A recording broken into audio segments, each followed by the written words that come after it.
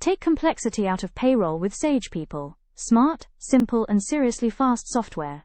Designed to scale effortlessly and keep you compliant every step of the way. With a constantly changing workforce and working world, we know it can be challenging to calculate the correct pay for all your employees, quickly, efficiently, and headache-free. With a Sage People Payroll, you can process payroll with confidence, every time. Sage People Payroll helps process payroll like you never have before, efficiently, flexibly, and error-free. Run and process thousands of payslips in minutes with our bulk payroll engine.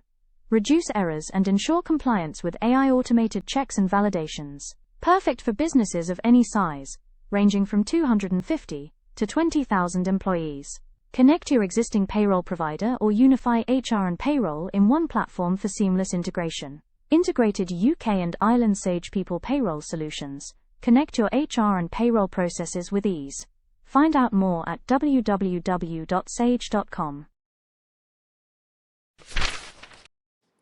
Hi everyone, welcome back to Global PayFest 26. I'm Natalie, Lloyd, and I'm here today with Jack Shrimpton, Senior Go-to-Market Payroll Product Lead at Sage People. Hey Jack. Hey, how you doing? You all right? Yeah, good, thank you. How are you? Yeah, really good, thank you. Thanks for making the time to come up.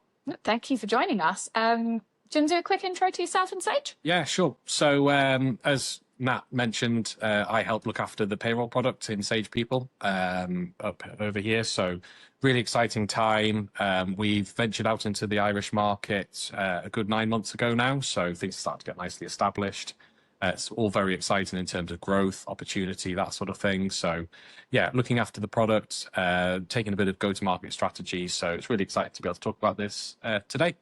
Amazing. And today we're going to talk about modern payroll in the cloud. So moving from those legacy systems into systems that can offer real-time insight. Yeah. So what is sort of like the key things you would want people to take away from today's session? Yeah, it's just the idea that, one, we need to look at why Ireland is such a key strategic area at this time. But two, why then that shouldn't be a shock or a barrier for stopping people from doing it.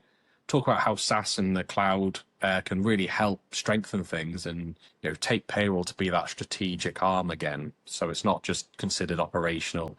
It's not considered last. It's not a barrier in any way. It's the way forward. So that's hopefully what we'll cover in the next hour and give people the confidence and the ideas to take things forward. Amazing. And I think you kind of opened it up really nicely there to lead me into a really important question, which is why is Ireland such an important market right now? I think it's such an important market because it's a growing market. And not only that, it's also considered a bit of a gateway into Europe from the UK's perspective and even internationally as well. It aligns really well for UK businesses if they get opportunities in Ireland. It's UK similar in terms of its approach. It is different, of course it is, and we'll talk more about that in time, of course. But there are lots of key strategic parallels and what have you that work really well for Ireland as a country. So it's emerging, it's growing, and it's a great place to be. Super. And in that kind of growth that organizations go through, unlocking new regions, moving into different ways of doing things, where does payroll generally sit in that decision-making process? Typically last, let's be honest. You've always got those figureheads who gain the opportunities, the leadership team that gain the opportunity to go into the likes of Ireland, and they see the pound signs or the euro, should I say, really in this case. And then payroll's just one of those. Well, of course, people need to be paid. It'll just be done. Which is fine because let's be frank, it does happen, and the amazing teams and the amazing payroll fraternity will always make sure that people get paid. There's never any questioning that. But that's not without the headaches. That's not without the problems that if they're not thought about, they're not planned about, and you don't give the teams the right tools, it's going to be a headache, and you're going to have stress, fatigue, problems, and what have you. So it's important to it doesn't need to be at the forefront. I'm not saying it needs to be at the forefront, but it needs to be considered and given the chance to be that sort of silent, resilient team without it necessarily being just silent because they don't think they've got the words. Absolutely. And maybe, I don't know if I should ask, what would you say to those leaders that think payroll's a bit of an optional detail, an add-on. I can't say on a podcast if I was being frank, but no, jokes aside, it's never forget, it's such an emotionally driven subject, payroll. It's one whereby everyone knows the minute something's gone wrong because it is such a big blowout of emotion and problems are known very, very quickly. But no one, when you get paid right, on the 25th of the month, the 31st of the month, whatever day in the month it is, whatever day in the week it is, no one gives that payroll team a pat on the back, do they? No one says thank you.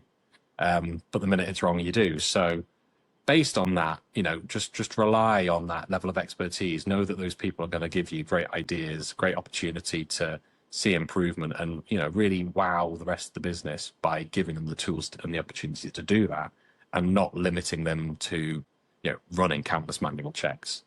Being lost in spreadsheets, let them have a chance.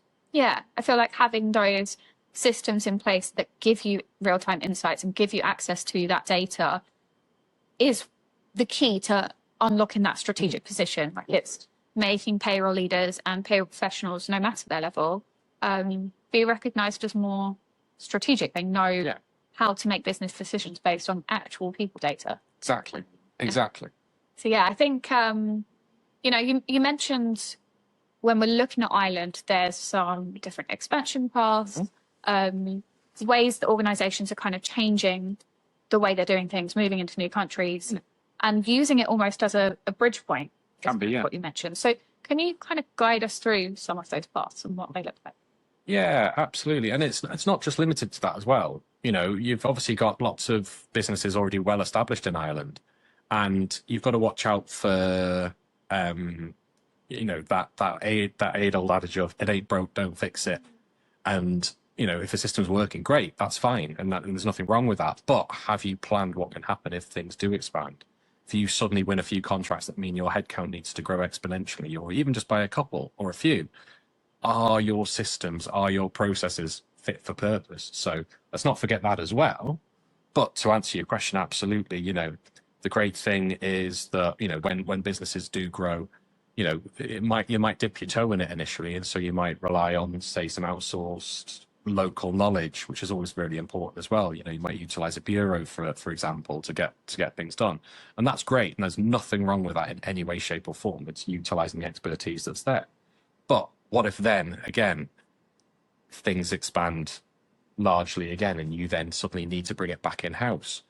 It's not then a case of needing a massive team. It's having a team of experts yourselves, or having a team that know they've got the right tools that they can then, take on that burden of understanding a bit more. Know that they're not going to have a problem with timings. They're not going to have a problem with processing. They've got something that's scalable, reliable, structured, and that's where that growth can come from.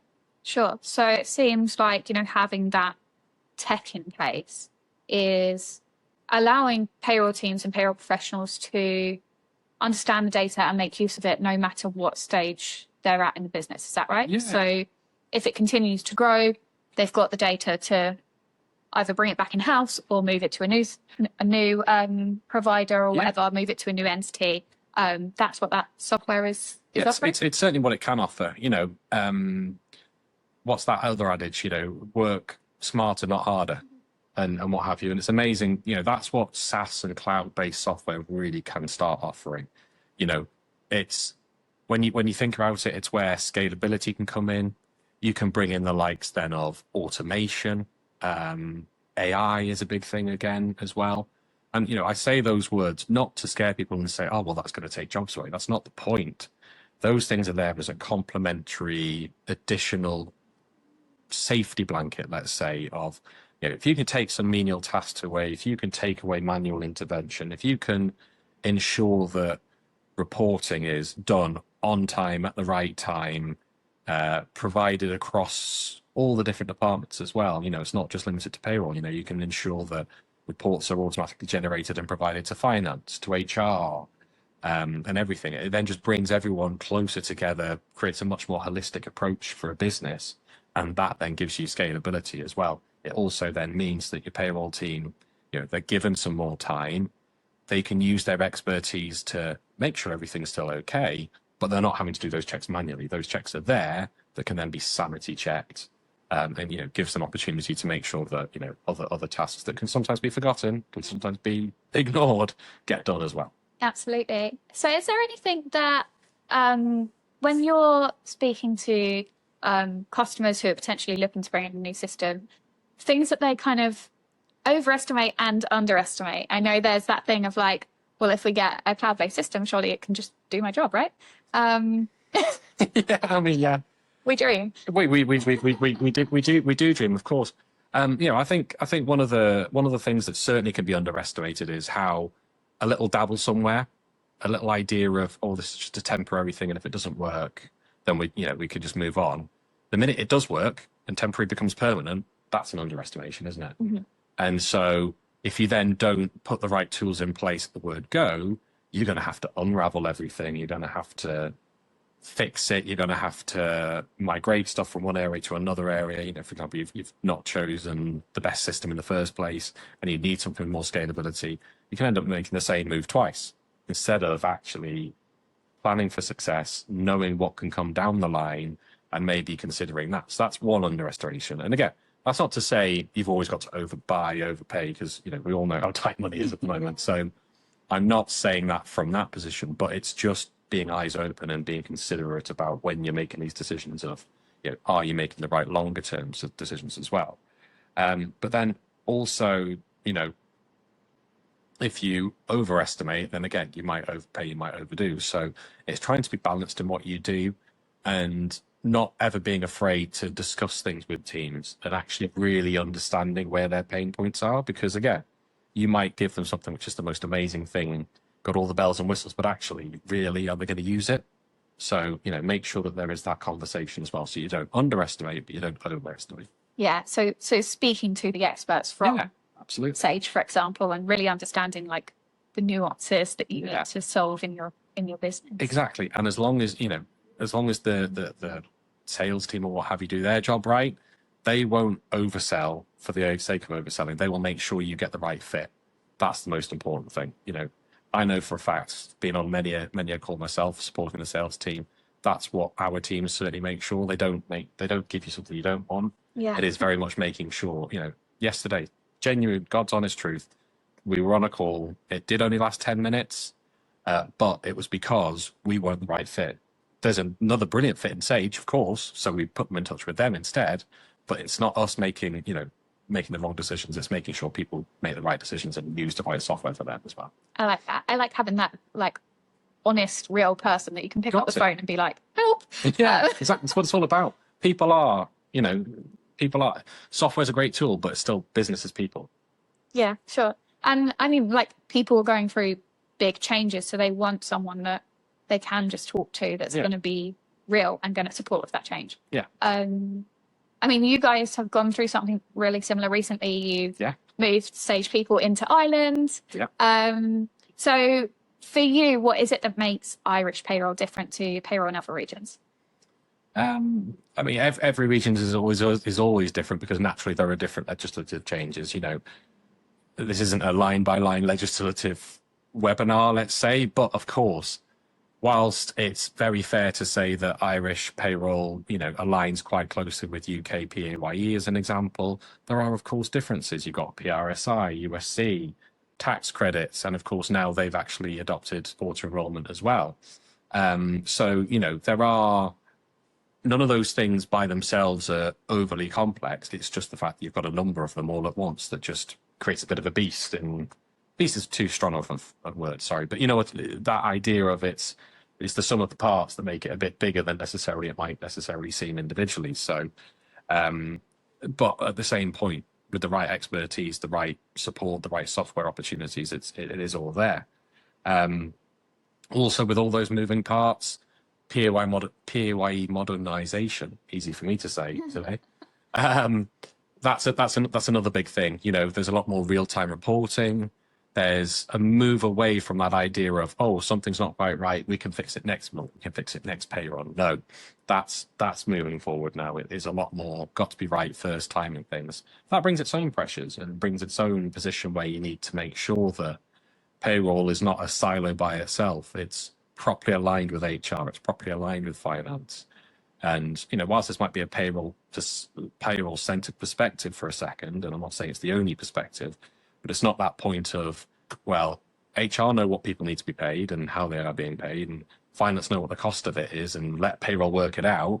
Make sure that everyone is talking, make sure there is that cohesiveness, and a good software can often, as long as they can help get those teams to talk, through its use as well, that can only be beneficial and can help make Irish less complex if people do consider it complex, of course. Yeah, of course. And, it's been obviously something that you and your team have been focusing on a lot at the moment. Is there anywhere where you see organizations keep on struggling with a similar thing? It can be when it's a new thing. When it's a new thing, people just struggling to get their heads around it, of course. Loads of support out there. You've got professional bodies that can help. You've got your software providers that of course can help.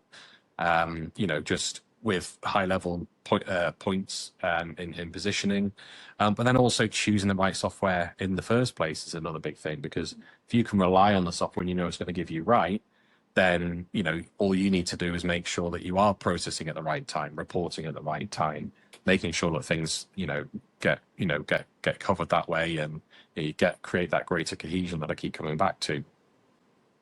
Another thing is, when, payroll becomes reactive, that's where problems occur. So if you can be in a position where you're much more structure-based, things are proactive, you're always going to have a better flow. So, it's again, it comes back to having the right tools, having the right communication, and not saying, oh, that's their job, that's their responsibility. Yeah. It's shared responsibility at the end of the day. Yeah, that tools, understanding, communication, all as important as each other. Absolutely.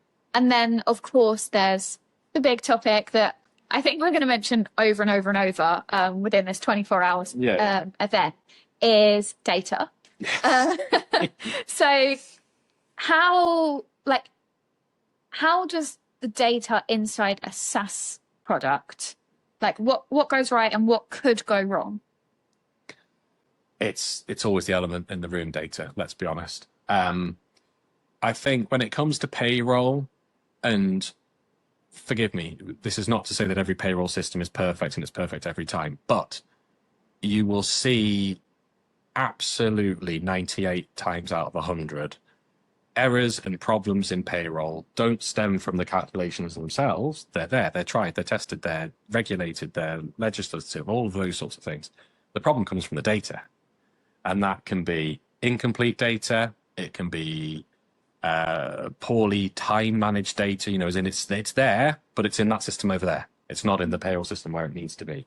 That sort of thing. So it is always just such an important thing to make sure that's right. And certainly when you look to more SaaS-based products, more cloud-based products that can make sure it can pull the data when it needs to, get it there in real time, that's when you should then hopefully see things being a lot smoother. You're not relying on manual input all the time, manual intervention. As long as the data is there in the sort of software ecosystem and it can be accessed, that's where you see things going across a lot more smooth, of course. And, that also then means that you're not always relying on communication. You're not always relying on people to press buttons and push things through. You can utilize automation. For example, our software, we can pull data, yes, via API or what have you, but you can schedule when that's done. You're not necessarily relying on someone to have to press a button. Yes, people might still want to press a button. We're control freaks in payroll. Everyone's a control freak. But, if we can start to change the narrative, get new ideas, and think, well, what can software do to help by using things like those bits of automation, utilize that support, use AI to show out any irregularities. You're not asking it to do the job. You're just saying, I'll make sure I've not missed anything here, make sure there's no corruption or just things missing. What can you do? And then you can make that process far more smooth. For sure. And it can kind of pull out or flag, I suppose, some of those situations where data isn't being considered the same because there's a capital letter here and not here. Or, yeah, exactly. That's what I think causes the problems, is when things are manually added. It kind of depends on the individual who adds it as to how it looks, right? Yeah, of course it can. And I mean, you're in one of those positions, aren't you, whereby, postcodes are a perfect example. it's so easy to do them non-capitalized or without a space, or let's be honest, you do it all and then you put a space at the end. And that might sound really, really, really simple or really, really silly. But the problem is, as humans, it's silly or simple to us, but to computers, it's black and white. Yeah. You know what I mean? It is, there's no getting away from it. It's ones and zeros, black and white, that sort of thing. And so if you can build safety nets into that, if you can put validations into that, if you can put checks into that, and then use the software to support you and make that job easier, why don't you? It helps. Yeah. It just makes the validation so much easier. Yeah, it makes validation easier, improves the entire process and saves time. And also, at the end of the day, which is what payroll is all about, is that employee experience piece. Like, if data isn't wrong, pay isn't wrong. Exactly. And then you don't have to have someone coming to you at the end of the month who's just found out your name for the first time because something's gone wrong. And that's that point before. Yeah, absolutely. So here's a question that I don't think we're ever going to stop asking. In your perspective, who is it that typically would own payroll within an organisation? Is it HR? Is it finance? Is payroll on its own? It's such a blurred lines question, isn't it? Or answer, I should say, because let's be honest, it sits with the experts in terms of ensuring the ownership of the calculation and the ownership of the results. So of course, in that regard, that's a payroll position. But the blurred list becomes, well, does payroll then sit with HR because it's the human capital, it's the human side, or does it sit with finance because it's the cost, there's the money, it has a intrinsic value, doesn't it? So for me, and look, this is my opinion, you know, everyone else is far more entitled to have their own with this because it is, again, quite a situational piece. I do love the thought that it is owned by itself, in that it then is recognized as the profession that it is, as the skills quality that it is. But what you then very much what you very much must have is not then just the thought of, well, oh, they're a numbers person, so that's just all they are. They're actually so much more than that. You know, there is the HR knowledge, there's the legislative knowledge, there's the knowledge in and around policies that then dictate company policies as well, you know. So, you know, there's this very strong position with HR. But then, of course, there is actually the finance side of things. And, you know, there is that knowledge of numbers. So whilst they might not have an accounting degree, that doesn't mean that they can't understand it and provide the right information. So I like to think of them as single, but with a lot of personality as well. And control's the wrong word, but influence on these other areas, because it's such an important thing. And that's where that extra level of strategic thinking can come in. But then also, you know, the ability to utilize tools to help everybody and be that helpful person, so that when finance need to know, you know, what's going on with payroll, where all the cost breakdowns are, is, you know, it can just be fired to them at a press of a button, or automatically sent across, or what have you. So, you know, if the payroll have got the right tools, they can open that out role-based, security-based, to all those different teams, and really be a little pivotal cornerstone of the business. Absolutely. Why is it important that people know who payroll are? That get the logo in while I can drink. That the leaders in organisations know who payroll are and what they're doing. It's important for the leaders to know, because it then means that, you know, there's no unknown risk, there's no unknown roles and responsibilities there, and it also just reminds the leadership that whilst they can be a really reliable area, that they should never be overlooked and just considered that, yes, we're going to make these decisions, we're going to have all these grand ideas, and you know, we're going to expand over here, we're going to do this over there, and they're not then an afterthought. You know, it's then helps them, you know, payrollers be at the forefront of the leadership's mind. There's a strong reliance, there's a strong confidence in the team and their ability, but they're not forgotten about. Yeah, absolutely. And you mentioned risk. Why and how should leaders think about risk in payroll? I mean, naturally, there are the opportunities and the possibilities of penalties with revenue, if things are missed, timelines are missed, or things are done wrong, of course, it'd be wrong to say that that's not a risk, because of course it is a very real one. But it's not then just limited to that as well. You've got reputational risk, you've got employees not being paid right, morale dropping, that side of things. So, you've got to watch out for, you've got to mitigate for those things. And those things can be done in lots of different ways. It's having a reliance on the team, hiring the right people, but also giving those people then the right tools to know that they're going to do their job right. They're going to be able to do it well, and they're not going to be, scrabbling around. There's another one of those famous things where a payroller can look all very calm, and they're a duck on a pond, but actually underneath the pond, the legs are going at 1,000 miles an hour. And it's funny because you do not know how many times people have said that exactly in the 24-hour sessions. But it's so true. It's so true. It is so that you can't get away from it. And there is a risk of, again, and I said it before, with that if it ain't broke, don't fix it. It's not just then for software; it's also for people. And you might see someone and they might look as calm as day, but unless you really get to know them, unless you really get to understand and delve deeper into what they're doing, when they're doing it, why they're doing it, you can't find efficiencies, you can't find improvements, and you can't understand the reality. And that is such a big reality. So I'd say that, that's certainly one of the biggest risks that leaders can take, is just assuming too much and not seeing the reality, and certainly not having the conversation about reality. Yeah, it almost feels like hidden risks. Yeah, absolutely. Is it like, sure, the things we all know about is a big fine, or being in the newspaper to say you did your payroll wrong, like that would be the worst of the worst, right? But those hidden things about employee experience and retention that are all linked back to payroll are things that people think are just a HR job.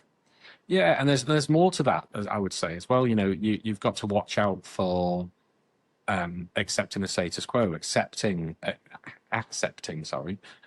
manual work. People will do manual work. They will do things a certain way the whole time because they've done it that way for forever.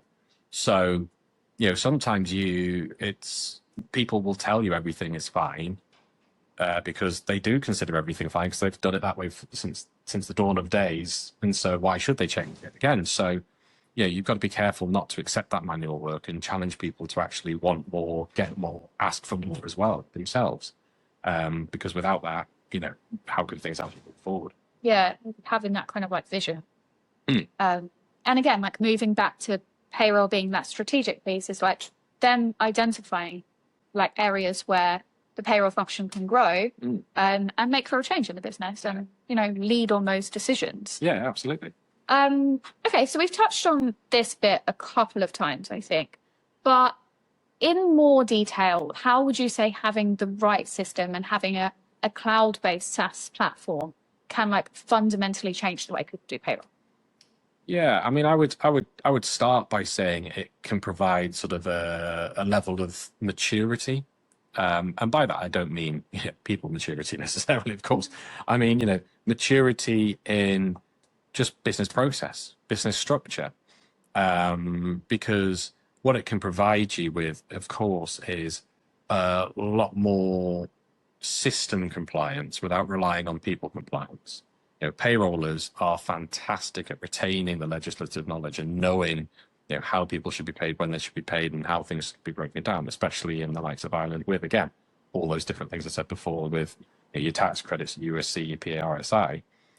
They'll know how to do that. But if you can take that reliance away from the people knowledge and put it into the system, that shows a level of maturity where then there's a reliance that everyone can trust and everyone knows. And also, if suddenly your absolutely amazing head of payroll who's been there for 20 years, quite rightly then decides to retire or wins the lottery or something and then disappears, you're not then at risk of losing all that knowledge walking out that door. That knowledge the legislative knowledge stays because it's their part of the system. It's part of the furniture, should we say, in the business. It's the right people using it, but you're not then just relying on that amazing human capital. Absolutely. So I guess is it the payroll team that would benefit most from having the cloud-based platform, or is it somebody else? I mean, naturally, from the word go, yes, they'll be the first, but far from would they be the only, is my opinion. You know, they get the benefit of a bit more time because they can utilize automation, they can utilize better processes, quicker processes. You know, naturally, cloud should be better in terms of speed than on-premise, especially when a business grows. Because, you know, ultimately it's got faster processing, it's got scalable processing, those sorts of things. So naturally, yes, the payroll team should see those benefits, but then you should see other aspects of the business see those benefits too.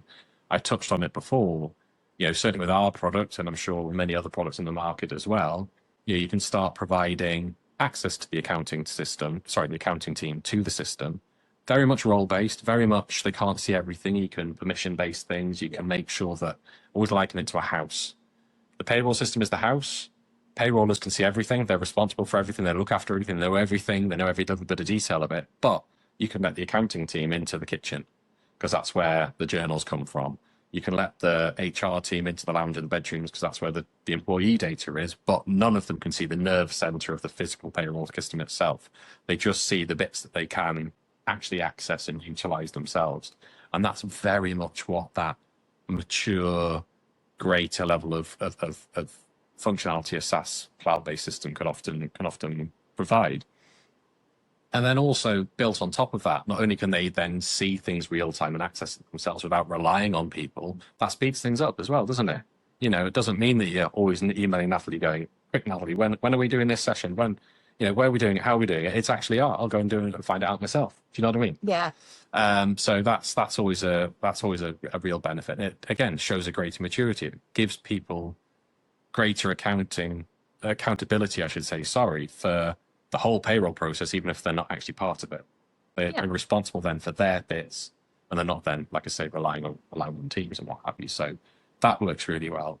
And then also, if people know that we're not relying on payroll teams' manual checks, we're relying on something which is there, it then gives other teams confidence in the output and what have you. So yeah, there's a few things. That's why I think SaaS does change the game in this area a little bit. Yeah, absolutely. And like, I know I keep going back to it, but it's bringing awareness of the payroll team to the table. Yeah, it's absolutely. being seen as more strategic. And a cloud-based software does that. Like, it is what I would call like a strategic enabler. Totally. But that doesn't happen overnight. No. So like, what's the process? What's the timeline? How do people go from having, I suppose, like manual processes where there's one payroll expert in the team that knows everything, to then all of a sudden having a cloud-based software, the information is there for everyone? What's the journey? It's a hard one, and that might seem quite a negative to say immediately to that, but I only say it's a hard one because naturally everyone hates change. Okay, so what you need to do, in my opinion, to make that journey as smooth and as simple as possible is deal with that part head on first. Because if you can deal with that part head on first, you then get so much more buy-in from people. And then when people are bought into a project, when people are excited to make the change, then everyone learns quicker, works harder, they're part of it, they're invested. It's a complete game changer. So get over that first hurdle. And then for me, the journey is people are willing to learn, they're excited to learn. And then it also means that they're willing to accept the need to say, well, I've always checked this via this spreadsheet. I've always made sure that I know line by line, everyone's pay is okay. You give people the confidence early on, you give them that buy-in, then they'll accept it and it'll be a lot more of a smooth process. It then means, like I say, everyone else is then willing to accept it. They're then saying, okay, rather than always going to the same person for the same bit of information, I know I can do this myself. I will go and do it myself. I won't fall back into the old habits because, you know, people are accepting it and are excited for it. Yeah. It's meet that first bit head on, and then the whole process, I think, runs a lot smoother. Yeah, and once people see something positive coming out of it, they're like more likely to want to get involved. And, yeah, you know, if it's making someone's job easier, Yeah. you're going to want it to make yours easier as well, right? Exactly. And then it also opens the doors to other ideas as well. And, that's taking it away from payroll. It's like, if you can make this improvement by changing your system in payroll, why can't you make an improvement with your HR system, with your finance system? Can you, in our case, have a Sage accounting, HR, and payroll system that talks all together more than just, we can talk to third parties. There's no issue with that. We're never precious about it. But actually, can you do it in a quicker way because you've got them all under one roof? It opens those ideas out as well. So, in that regard, I like to think payroll can be a bit of a gateway software in that it can show what's possible and open out ideas and push you elsewhere. So, it then really shows the benefit for everybody. For sure. A lot of organizations and a lot of people watching this today will have different systems for different business areas, that don't maybe speak to each other as well as they could, or one was implemented then, and then kind of like we touched on earlier, there was a bit of growth, so we got a new one here, and they're not in sync always. Is that where things typically go wrong, even with having a cloud-based software? Is that sort of like the biggest tech problem people face? It certainly can be. Because again, when things are, let's say, siloed out a little bit more with all the different systems, if they don't talk to each other, that's just going to manifest that idea of them and us. That lack of cohesion. I don't want to say division because that's really too negative, but that lack of cohesion, or that lack of making things easy to be cohesive as across teams. One of the biggest fundamentals of SaaS cloud-based software is its greater flexibility, is its better ability to have communications with other softwares, APIs, lots of different ways of data transfer. So, even with, if it's still not used right, it's still not going to be the solution. Yeah. You've still, it's not like it's a plug play and it's going to be perfect. Sometimes you do find, certainly with your bigger systems, there is a bit more implementation cost, a bit more implementation time. And that's not there to be a barrier. That's there to make sure that then things actually do talk right. Because then if they do talk right and they do communicate right, then if the systems are talking perfectly, then there should be more reason for your teams to talk more. Yeah. Because it's a smoother process. But it is also a key point. It kind of goes back to one of the questions before, which I probably should have put in at that point, is making sure that the implementation is done by the experts and done the right way so that you see those benefits. Because if you don't see those benefits thanks to poor setup, you're on a little bit of a hiding to nothing. Yeah. And is time a fact there? Is there a perfect time to pick out a new system?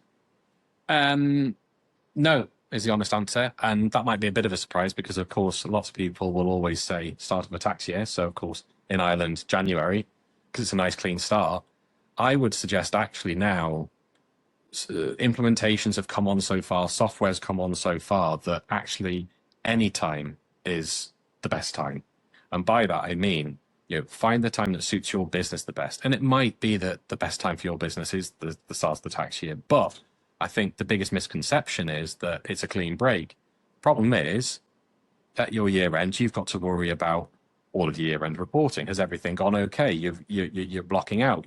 Can you go back and correct something from the previous year? Yeah. Oh, and by the way, here's a whole new system. And here's a whole new system. And it just becomes a madness. Exactly. So actually, in some regards, whilst it's not a specific time, some point mid-year can often be the best time because, yes, it means you've got to be more careful with making sure year-to-date information is pulled across, making sure that revenue suddenly doesn't think that an employee's got multiple employee records in the same year and whatnot at that point. But all those things are handled. We've got experts that will sort that out. The softwares are built to handle that and make sure the communication is done so that you're not duplicating records and things like that. There are so many fail-safes there, but that need to do it at a clean break isn't necessarily there. So then, instead of thinking, well, you've got 1 month to do it, i.e. the start of the year, you've actually could choose any one of the 11 other months. Yeah, and you've got the time then. Exactly. You've got the time to focus on it. And I think what's key, what keeps coming up is do it right. Do it right. 100%. Yeah, you do it in a rush, you do it twice. Oh, yes, 100%. We all know that too many times. And, And again, it then falls back to that point I was making before about, it's choosing the right bit of software. Again, if you're 3 months from year end and you're like, right, we need to make a change, what's the chances you're going to make the right change when time's of the essence? You're struggling, you're rushing things. Choose it at a maybe start the journey then, but don't think, right, it's got to be done in 3 months. Maybe give yourself 6 to 9 months to actually make that right, so that you see what's out there, you make the right choice for yourself, the right choice for the business, and then take the time to do the process. Yeah, because then you're choosing the right implementation partner, the right internal champion to manage that system and move that data over. And exactly, I'm going to say it again, make sure it's right. Exactly, and you challenge that that lack of wanting to change as well. That resistance to change, because if you can even bring those people into the buying process or into the selection process, maybe is the better phrase, then again, they're invested in the change. When people are invested, they're more willing, they're more wanting to make it happen, and they'll go to the ends of the earth in the same way that you will to make the improvements. Yeah, bring the payroll team on the journey. Exactly. I like that. Okay, so payroll is becoming more controlled, more understandable. We've got data. What typically changes as soon as payroll becomes more controlled? In terms of its maturity into a SaaS base, I think it just breeds confidence. It breeds structure. It breeds just the ability to know that changes that might come along in terms of massive growth or whatever are not going to be a problem, because if you're relying then on a system structure rather than people, you know that it can scale very quickly without necessarily thinking, oh sugar, we need to hire 2 more people. Yeah, which might be great from a JGA point of view, of course, don't get me wrong, but but from a business point of view, if you've got the reliance of knowing that your software can grow as you need to, almost at the drop of a hat, then you know you can do it, and it just gives leadership then the confidence. It's not thinking, oh, that's going to be a great idea, let's go and do it. Oh wait, we can't because payroll's not ready. If payroll's got something, the team have got something which they know they can do without necessarily needing to grow lots of heads very quickly or extra hands or work all hours. If you've got tools that can do that, then that's going to just breed confidence throughout the business and into all the other teams as well. Sure. And do you have any examples of where that has happened? So I know you lead the full journey across the product, and you're talking to your customers at the very beginning when they're choosing to adopt Sage into their business, right through the implementation, and then I know your customer success team are absolutely fantastic, and working through any situation that could come up in the business. Can you tell me any stories of? Yeah, loads. I mean, but one that certainly sticks out in my mind because it's very topical to Ireland is we have a customer that are on a great trajectory. They've been doing Irish payroll for a little while, but prior to us on our product specifically being able to offer that, they actually outsourced that part. But thanks to their knowledge, which of course they had implementation support in terms of a partner help them do it, they got up to speed. But they've got up to speed so much with the system themselves, they've actually gone on the implementation journey for Ireland themselves. Oh wow. Yeah, exactly, which is pretty amazing, because there's that confidence, there's that you become an expert in a system, keeping all the expertise in the payroll language, of course, but they become an expert in the system themselves. They've been able to pretty much self-implement Ireland themselves. So, that's a fantastic example of they've had more time. They've, before, yes, they might have been doing a lot of manual stuff, but they've gained those efficiencies with that SaaS-based software, that they're now in a position where they've got the knowledge, they've become experts in the system as well as experts in payroll, and they've self-implemented Ireland. So I think that's always a glowing example of what is possible. But again, that's not for everyone. Someone else might then become an expert in something else and benefit the business elsewhere. So, it depends on what fits, but I always think that's a great example. Yeah, that's a really nice example. Although you've made implementation sound super easy. So there's definitely going to be people watching this who are expanding into a new region for the very first time, whether it's Ireland, whether it's somewhere else.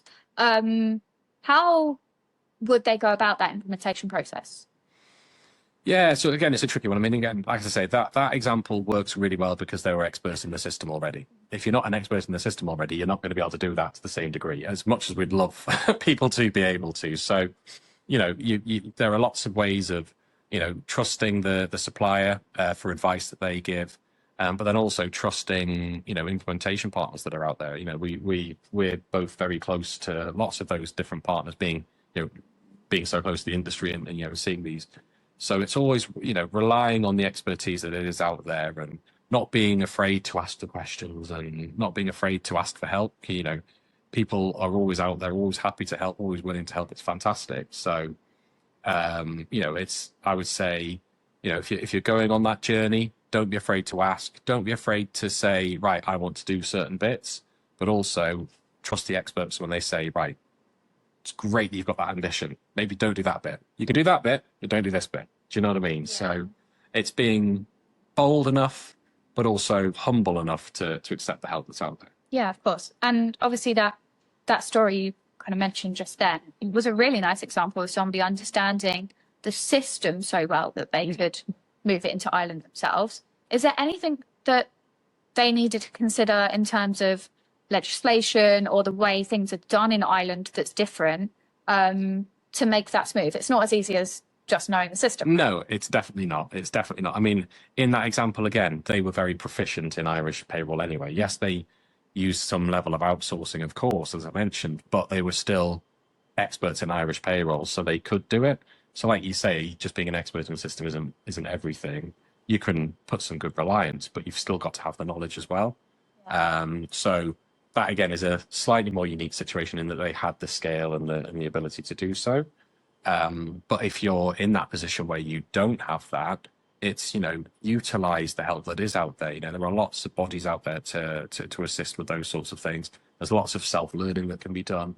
And there's also a reliance on those payroll people who we're all problem solvers. Yeah. We're all sadly geeky, but brilliantly geeky.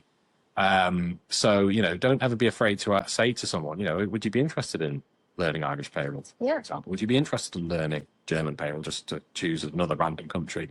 You know, you'd be amazed at how many people would say yes. I mean, even myself, I don't run payrolls anymore, but I'm still doing courses because that's the payroll geek in me. And it's the making sure that you sharpen your tool set, you know. So never be afraid to, you know, go back to that human side as well and see what people can want to do. But, you know, as much as I've said and professed throughout this, that, you know, it's nice to be able to rely on the system to provide legislative support, there's still a huge human aspect to it as well. Yeah, absolutely. And to kind of come in here from a recruitment perspective, it's one of the things that we consistently see payroll professionals wanting to do more and more in their career is take on more of an international remit with the kind of end goal of being a truly global payroll professional. Is people always say to us, like, I want to join a company where I can learn a new, you know, region of payroll. I want to learn EMEA payroll. I want to learn APAC payroll. And all of a sudden you see their influence in businesses changing because they're talking to different stakeholders across the world. Yeah. You see their confidence changing. And again, I think that's the exposure to people within different teams across the world. So yeah, for your teams, like picking up that one extra bit of payroll can just unlock like mountains of opportunity. It becomes a strategic enabler, doesn't it? Just straight up, you're absolutely spot on. And it's like, it's one of those things whereby if you've got someone that's willing to do it, why not give them the chance? And it might not be that you're planning on going into a certain region straight away, but if you know that your team is ready, and it's not just a case of, you know, throwing resource at it, but if you know that your team's ready to do that, and then the opportunity falls on your lap, fantastic. It can only be a great thing for the business, can't it? So, you know, enrich your people, enrich your software and your tools, and you'll enrich your business. Yeah, and even giving people opportunity to learn software. Yeah, it's a massive step for them, and it's a huge piece in retaining your good talent. You know, you give them a great bit of software, and they get to learn, you know, how to implement it, how to manage it. They get to teach others on that software as well. And And throughout that process, they learn what the data means. They learn how to use that data to make decisions. They know how to go to somebody on the board and say, I've saved X amount because of this, and the system picked it up. 100%. And that's just the best thing, is just showing that real-time reporting, having that real-time reporting, having that evidence. And payrollers are fantastic problem solvers. Very mathematically sound, of course, as we all should be, but fantastic problem solvers. And when they can solve a problem, when they can utilize something, make savings, be able to report on it, it becomes such a powerful tool. It gives such, professional worth and self-worth and what have you. And when you can evidence it and show it, it's only going to be a great thing, and you'll see things blossoming even more. Absolutely. And I think one of the things we spoke about there was being able to go to leaders in the business and talk to them. So from this session, what kind of questions would you say payroll professionals should be able to go back and kind of answer for their leadership teams by using this different software? By using the different software, it's what we just touched on before. It's being able to quantify those improvements and showing it. But I'd flip the question ever so slightly to be to all those business leaders that hopefully are watching this, is think about how you're asking your questions. It's very easy to say, oh, how are you today? How's everything going? Is everything all right? And then you'll just get a generic, bland response. Put those questions in a much better way. Actually probe and find out, what's working well now, what's not working well right now. What could we give you to make your job easier? What could we do to take manual tasks away? That sort of thing. And then really push it positively forward. And then once you've done that, you're then in a position of, that's when you'll have people that are confident. They know that their voice has been heard. They'll be able to then confidently go to the leadership team. Look, you gave me this opportunity. We've implemented this. And look now, this is where the savings are. This is where, thanks to not being, through all these mundane tasks, I've now worked on a project with HR, and we've revolutionized our, occupational policies, because we've seen how payroll can benefit that and make their lives easier. And then actually, look, we've got such flexibility now. That policy that you've wanted to implement for so long, but you've never been able to because the system was too rigid and it wouldn't let you do it. We can now do it. It's great. They're happy. Everyone's happy because they can see it. So I think it's that's that good old adage. If it ain't broke, don't fix it. Wrong mentality. But to get past that mentality, ask the right questions and give people that ownership, give people that chance to make the difference and feel like they can make the difference. Yeah, and give them the opportunities to be seen. Exactly. I think that's going to come up again and again. It's like being seen to solve problems. Yeah, exactly. Problems, challenges in the organization that, your leadership team, your C-suite have been looking at for ages, kind of pulling their hair out, thinking, what are we going to do? What are we doing about this retention issue? No one's ever turning around and saying, go to payroll, but payroll can go now and say, actually, it's us. And give those options, give those ideas. It's such an untapped potential area, and it is so easily overlooked. It's just give them the chance, and you'll be amazed at what you can find. So, just give them the tools in the first place to help do that too. Yeah, it's a investment. It is an investment, proper investment. So we're coming close to the end of the session. We've covered heaps in this.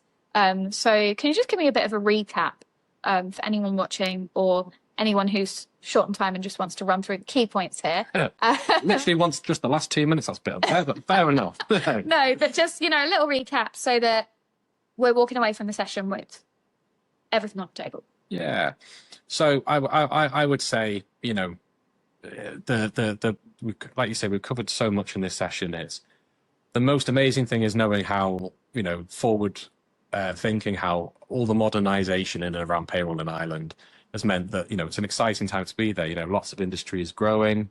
It's a great way for UK business to get into Europe. It's a great way for international business to get into Europe and then maybe even into the UK as well. So, it's a really positive area. But then on top of that, to utilize it to its best ability, people do need to be thinking about SaaS, the cloud, utilizing the right tools, because of all the benefits it can bring. And, that it can bring time savings, it can bring positive safety nets without relying on manual intervention. It can make sure that systems are talking between departments, you know, your payroll systems, talking to your accounting system, talking to your HR system. It's bringing unity, cohesion, and it's just enabling people to blossom and, you know, not be bogged down in the detail as such all the time, and giving them the chance to be nice and strategic. And so to that end, you know, the message to business leaders, from my opinion, would be, you know, ask your team the right things, position things correctly, give people the chance, and you'll be amazed at what you can get. But to give people the chance, you need to give them the right tools. So make sure you're making the right decisions. It's so much harder to unpick things. So you'll always want to do things at 1,000 miles an hour. Who wouldn't? Make sure you're making the right decisions for the right reasons, those sorts of things. So no, it's just yeah, really exciting in that side of things. And, you know, if I wanted to really challenge the business owners, it's not just what can we improve, it's, are we ready for growth? Are we ready to be proactive when we have to be reactive? Or I'm going to just be reactive for everything? That's not the way to be. It's position yourselves. You're always going to be have to react to things out there, but then, you know, are your teams in a well-structured way with the right tools so that they're proactive for whatever you chuck at that? Cool. And then I've just spent an hour asking you questions. I wonder if you can come up with a question that you can ask our audience today to go away and think about in relation to their own software that they're using at the moment, whether it's Sage, whether it's something else. What can they look at within their system, and what question can they ask themselves to see if it truly is the right fit for them right now? I would suggest, and it sounds from a negative point of view, but when you're looking at what you've got right now, is what is that a barrier to? So, you know, in this case, it might be it can't do Irish payroll. That's a big barrier if you need to go into Ireland. Of course it is. Yeah. As simple as it sounds, but it's very true. But that also then means, you know, what is what we're using right now a barrier to scale? Is it not going to allow us to grow? So my question to the audience is, you know, not what would you always like to do, but what can't you do and why can't you do it? And then that starts the point of, well, let's then think proactively about that. So I think that's a good one. You know, and I would say one of my favorite phrases is, don't prepare payroll for now, prepare it for tomorrow. You know, because you'll soon be left behind. You'll soon struggle if you're not preparing for the future. You know, if it ain't broke, don't fix it. It's not always the right thing. Absolutely. Jack, thank you so much. I think we've unraveled so much in almost an hour. Unbelievable. We've unraveled so much in almost an hour. And I think the viewers are going to go away with like some real solid insight on how to understand their system, how to understand data in their system, how to then interpret that data and go back to a board with some actual insights on what that data means and what solutions it's providing to the business. Absolutely. But also how to identify when it's time to make a change, how to identify what system you're going to need to make that change a positive change. Yeah. And how to like mitigate that risk. I think, all I can say is thank you. You've been an absolute star. And to everyone watching, thank you so much for tuning in. Please do stay for the rest of our sessions. And of course, any questions on your current systems, or if you are looking to make a change, give Jack a call. Yeah, look forward to hearing from you. Thanks, Nat. Really appreciate it. It's been lots of fun. Cool. Thank you for joining us. See you soon. Thanks. Bye. Bye.